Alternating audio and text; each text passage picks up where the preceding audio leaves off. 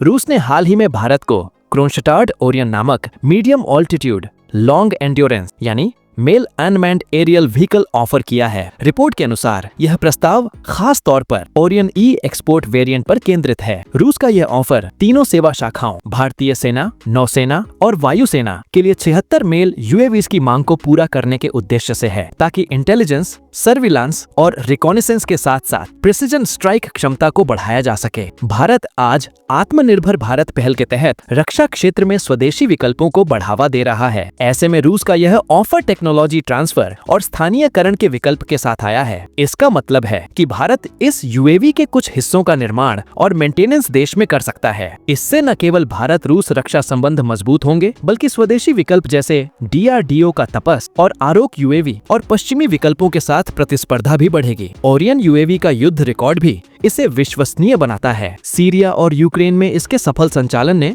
इसकी दक्षता साबित की है। इसके अलावा अप्रैल 2025 में पेश किए गए बंडेरोल क्रूज मिसाइल को ले जाने की क्षमता इसे स्टैंड ऑफ स्ट्राइक ऑपरेशन के लिए और भी प्रभावी बनाती है। यह मिसाइल 500 किलोमीटर तक निशाना साध सकती है, जिससे भारतीय सेना के पास आधुनिक और बहुमुखी प्लेटफॉर्म उपलब्ध हो जाता है। ओरियन यूएवी, जिसे रूस में इनोकोडेट्स के नाम से भी जाना जाता है, एक वर्सेटाइल मेल यूएवी है। यह रिकॉनिसेंस, सर्विलांस और प्रिसिजन स्ट्राइक मिशनों के लिए डिजाइन किया गया है। क्रोनशटार्ड ग्रुप द्वारा विकसित ओरियन आई वेरिएंट खास तौर पर एक्सपोर्ट के लिए बनाया गया है। फिजिकल कैरेक्टरिस्टिक्स की बात करें तो ओरियन आई की लंबाई 8 मीटर और विंग स्पैन 16.2 मीटर है। इसका वीटेल कॉन्फ़िगरेशन और पुशर प्रोपेलर अरेंजमेंट इसे एरोडायनामिकली एफिशिएंट बनाते हैं और रडार डिटेक्टेबिलिटी कम करते हैं। एंड्योरेंस और रेंज के मामले में यह यूएवी 60 किलो के पेलोड के साथ 24 घंटे तक उड़ सकता है। इसका सर्विस सीलिंग 7500 मीटर है और line of site communication range 250 kilometre है, जिसे सैटेलाइट कम्युनिकेशन के जरिए बढ़ाया जा सकता है। पेलोड क्षमता में यह यूएवी 250 किलो तक का पेलोड ले सकता है। इसमें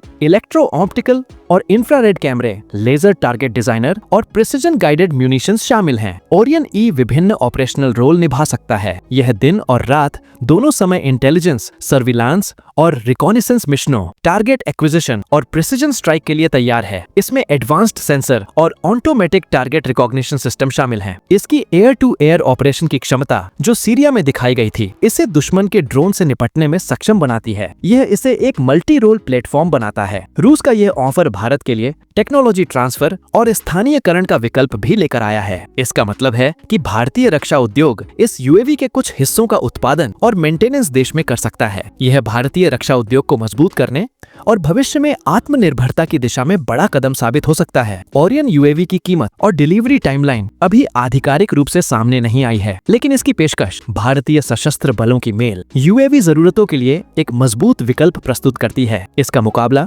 डीआरडीओ के तपस और आरोक यूएवी के साथ साथ पश्चिमी मेल यूएवी जैसे MQ-9 रीपर और जनरल एटॉमिक प्लेटफॉर्म से होगा। कुल मिलाकर रूस का ओरियन आई यूएवी ऑफर भारत के इंटेलिजेंस, सर्विलांस और रिकॉनिसेंस और प्रिसिजन स्ट्राइक क्षमता को बढ़ाने का महत्वपूर्ण अवसर है। इसकी लंबी उड़ान क्षमता, भारी payload, stand of strike missile और मल्टी रोल ऑपरेशन इसे आधुनिक युद्ध क्षेत्र में बेहद उपयोगी बनाते हैं। भारतीय सेना, नौसेना और वायुसेना इसे अपनाकर अपने ड्रोन बेड़े को और अधिक सक्षम और वर्सटाइल बना सकती है। टेक्नोलॉजी ट्रांसफर और स्थानीयकरण से भारतीय रक्षा उद्योग भी मजबूत होगा।